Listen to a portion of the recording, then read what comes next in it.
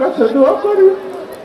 ঐতিহাসিক জুলাই বিপ্লব এবং গেল 16 বছরে ফ্যাসিবাদ বিরোধী আন্দোলনে শাহাদাত বরণকারী এবং আহতদের স্মরণে কেন্দ্রীয় শহীদ মিনারে জাতীয়তাবাদী দলের আয়োজনে অশ্রুসিক্ত নয়নে প্রিয়জনকে স্মরণ করেন স্বজনরা। আমার প্রতি মৃত্যু নিশ্চিত করে গেল।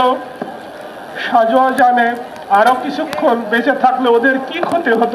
আমিও চাই যে আমার ভাইকে যে হত্যা করে মেরেছে আমি তাদের বিচার চাই। ষড়যন্ত্র এখনও থেমে নেই মন্তব্য করে নেতাকর্মীদের সজাগ থাকার আহ্বান জানান বিএনপি মহাসচিব।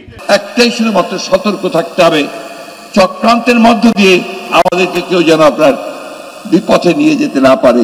এই অন্তর্বর্তীকালীন সরকারের কাছে জনগণের প্রত্যাশা আকাশচুম্বী। গণতন্ত্রের প্রতিষ্ঠানগুলোকে আবার তারা সংস্কার করে এমন একটি জায়গায় আনবে যেখানে সত্যিকার অর্থেই একটা অর্থবহ নির্বাচনের মধ্য দিয়ে, নিরপেক্ষ নির্বাচনের মধ্য দিয়ে আমরা একটা গণতান্ত্রিক রাষ্ট্র, গণতান্ত্রিক সমাজ প্রতিষ্ঠা করতে পারি। গণতান্ত্রিক শক্তিকে ঐক্যবদ্ধ থাকারও আহ্বান জানান মির্জা ফখরুল ইসলাম আলমগীর। আজকে আমাদের যেটা প্রয়োজন সবচেয়ে বেশি, তা হচ্ছে আমাদেরকে ইস্পাত ঐক্য, যে ঐক্য নিয়ে আমরা দীর্ঘ 16 বছর লড়াই করেছি, সেই ঐক্যকে অটুট রাখা এবং কোনো মতেই তাদের চক্রান্তে পা না দেওয়া। আহত এবং শহীদ পরিবারের সম্মান ও পুনর্বাসনের দাবি জানান সংহতি জানাতে আসা রাজনৈতিক দলের নেতারা। যেই গণতান্ত্রিক আকাঙ্ক্ষার জায়গা থেকে এই মানুষগুলো জীবন দিয়েছে, প্রাণ দিয়েছে, একটা অবাধ সুষ্ঠু নিরপেক্ষ নির্বাচনের মাধ্যমে জনপ্রতিনিধিদের কাছে ক্ষমতা হস্তান্তর করে জনগণের গণতান্ত্রিক বাংলাদেশ বিনির্মাণে তারা কাজ করে যাবে। তাদের সবাইকে আপনারা রাষ্ট্রীয় সম্মান প্রদান করবেন, পরিবারগুলোর পুনর্বাসনের ব্যবস্থা করবেন।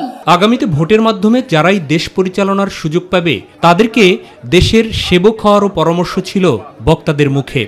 সামনের বাংলাদেশে আমরা জানি আল্লাহকে ভয় পাই, ক্ষমতাকে দায়িত্ব হিসেবে দেখি এবং এই রক্তের যথাযথ সম্মান দিতে পারি। মানুষের যে স্বপ্ন তৈরি হয়েছে সেই স্বপ্ন আগামী দিনে বাস্তবায়িত হবে, সেইভাবে বাংলাদেশের গণতান্ত্রিক রাজনৈতিক দলগুলো ভূমিকা রাখবে।